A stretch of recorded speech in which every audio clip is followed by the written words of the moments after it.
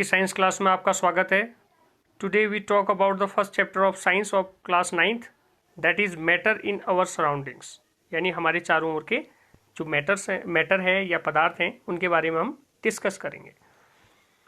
Matter in our surrounding is the first chapter of class 9th science and one of the very interesting chapter. इस chapter को पढ़ने में सबसे पहले हमारे दिमाग में आता है कि व्हाट इज मैटर, आखिर मैटर क्या है। How do we classify matter, यानी मैटर को हम कैसे क्लासीफाई कर सकते हैं। These are the first question that strike in the mind of class 9th science students. Class 9th के साइंस स्टूडेंट्स के दिमाग में सबसे पहले यही बातें आती हैं कि आखिर मैटर क्या है। So we can define matter as matter is anything which occupies space and has mass. हमारे चारों ओर वो सब कुछ जो स्पेस ऑक्युपाई करता है और जिसमें मास होता है वो मैटर कहलाता है। जैसे table, rock, glass of water, cylinder. इसके अलावा भी और एग्जाम्पल हो सकते हैं। आपकी notebook, pen, your bag, your water बोतल, all occupy space. Your table, chair, all occupy space. So these are examples of matter. So matter is defined as a substance that occupies space and has mass. When we say something occupies space means they have volume.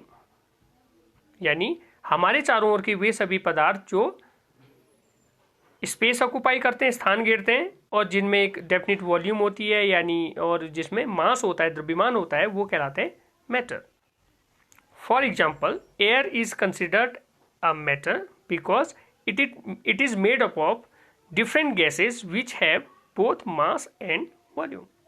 यानी air भी एक matter है क्योंकि ये gases का mixture होता है जो कि जिसमें कि कुछ मास होता है, द्रव्यमान निहित है उसमें, और it occupy space.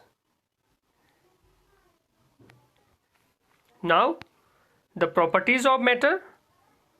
Matter is made upon small particles. जो मैटर है छोटे छोटे पार्टिकल से मिलकर बना होता है. This is the first property. Next property, particle of matter are held together by a chemical bond. यानी particles of matter are held together by a chemical bond. Every particle of matter has the same property. हर particles में same property होती है. And particles of matter are in constant motion.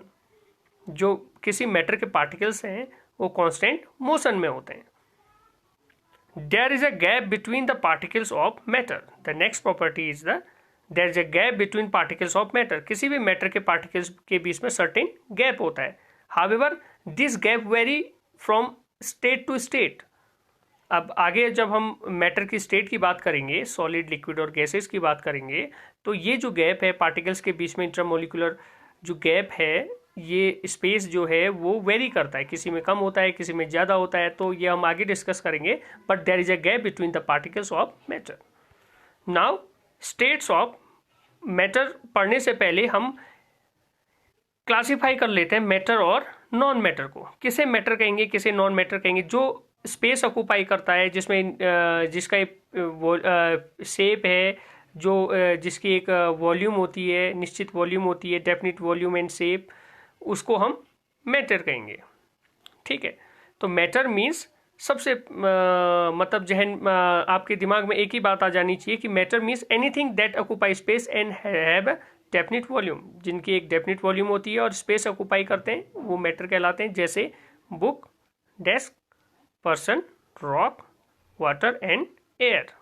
लेकिन अगर हम बात कर लें टाइम की, साउंड की, मेमोरीज की, ग्रेविटी की, सनलाइट की या हीट की, these examples do not occupy space and they do not have any volume, so these are not categorized as matter. These are non matter. ये क्या है? non matter है.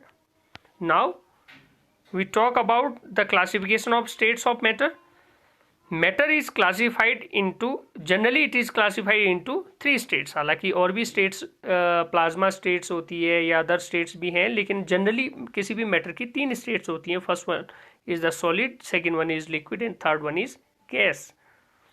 Solids, liquids and gases. Matter has 3 state, solid, liquid and gas.